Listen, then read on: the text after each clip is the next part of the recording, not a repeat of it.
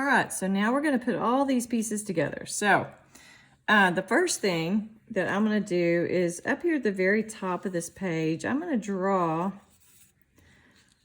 a picture of each of our special triangles and that unit circle that we built, or at least the quadrant angles. So here's what I'm talking about. I'm going to draw our little 30-degree reference triangle, and in that triangle you can check your desk. This is 1, 2, square root of 3. We have our 60-degree reference triangle, and this is 1, 2, square root of 3. So this is for 60 degrees. Then we have our 45-degree, and it's 1, 1, square root of 2. And we have the angles that fall on the quadrants. So here x is 1, y is 0, x is 0, y is 1, -1, 0, and 0, -1. And for all of these, r is 1. Now, the reason I'm putting all those up there is so that we will have it to refer to, but you have your other notes if you'd rather just use that. So here's what we're going to do. We're going to figure out what quadrant we're in and then determine whether this trig function is positive or negative in this quadrant. So 330 degrees, that falls between 270 and 360. So that's going to put this angle in quadrant 4. And in quadrant 4, we're trying to determine, is sine going to be positive or negative? So I'm going to flip this over real quick. So on our all students take classes, in quadrant 4, sine is negative. Sine's positive here, negative down here. So we're going to have negative sine of, and then I'm going to figure out what my reference angle is. Well, we just said a minute ago, if our angle falls in quadrant 4, we're going to do 360 minus the angle. So I get 30 degrees. So sine of 330 degrees is equivalent to negative sine of positive 30 degrees. Now here's why that's important. All of these little angles that we have drawn up here are in quadrant 1. So if I can get the correct reference angle, then every single time I can refer back to those pictures. So now it doesn't matter that this is 330. I can just look at 30 degrees, which is this picture. Remember that the sine ratio is y over r. By the way, if you have not been memorizing those ratios, you need to get them memorized by Monday. You need to know that sine is y over r and cosine is x over r, etc. So anyway, sine is y over r. So we're going to get, our answer here is negative, and then we're going to replace this whole thing with the ratio y over r. And our ratio of y over r would be 1 over 2. So on this homework, you're going to have 2 blanks, 2 answers. In the first blank, you're going to put whether this angle falls in a quadrant where this trig function is positive or negative. And you're going to change your angle to the correct positive reference angle in quadrant 1. So in this case, it was 360 minus 330. All right, I'm going to skip B because it doesn't follow our pattern, but we're going to come back to it. So let's look at C real quick. So we said already that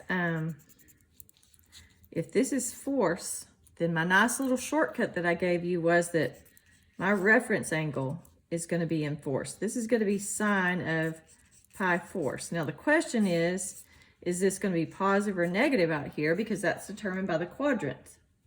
So 5 pi force, remember how I counted it a while ago? If this is force, we got 1, 2, 3, 4, 5 pi force. Puts us down here in quadrant 3. And in quadrant 3, sine is negative. So not positive, we're going to use negative sign. I'll erase it so we aren't mistaken. Negative sign of pi fourths. All right, so hopefully you guys know that pi fourths is 45 degrees. So we're using this picture.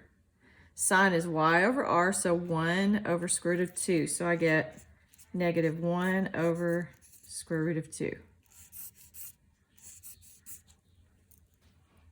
All right, let's do D, and then we'll go back and pick one up.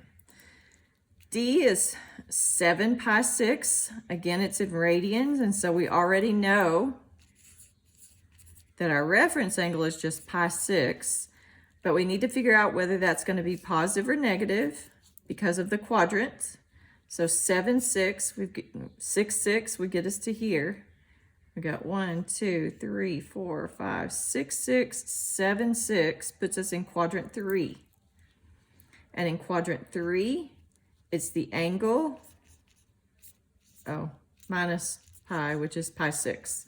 And we also need to figure out whether cosine is positive or negative in that quadrant. And in that quadrant, cosine is negative. So I'm going to erase that again, fill it in with a negative. This is what I want to see in the first blank of your homework. I want to know whether this is going to be positive or negative in my answer, and I want the reference angle for this here. All right, so now I'm just going to look at pi 6. Pi 6 is 30 degrees, which is this picture up here. Cosine ratio is x over r, so square root of 3 over 2. So we have negative square root of 3 over 2. All right. Well, let's back up and do the one we skipped up there. I skipped this one because it doesn't fall in a quadrant. Cosine of 0 degrees doesn't have anything special for us to write in this second, or in that first blank on your homework. If it falls within this quadrant already, just leave it alone. So cosine of 0 degrees will go in my first blank, and then I need to figure out what that is. So at 0 degrees, I'm right here. Cosine is x over r. X is 1, r is 1. So I just get 1 over 1, which is 1. All right. We're going to also skip E and F, come back to those. Skip down here to G. G, we have cosine of 5 pi thirds. So we want to determine whether it's going to be positive or negative. We already know, since it's in radian measure, that our reference will be pi thirds. We just need to know whether that's positive or negative. So 5 pi thirds, 3 sections, 1, 2, 3 sections. So 5 of those, we got 1, 2, 3, 4, 5 is going to put us in quadrant 4. And in quadrant 4, cosine is positive. So we're going to have positive cosine of pi thirds. Pi thirds is 60 degrees. For 60 degrees, our cosine ratio is x over r, or 1 over 2. So we get positive 1/2. All right, now the reason I skipped E and F is because on the other side, I told you guys that when these angles are negative, we kind of have to throw away some of our rules. This one is actually on a line, so it's not going to be quite as bad, but let's talk about these negative angles. So first of all, let's just figure out, where would negative 3 pi halves be? Well, if you remember when we made our first unit circle with just the angles on it, we had this quadrant angle as 0, and then we had pi halves, and we had pi, then we had 3 pi halves and 2 pi.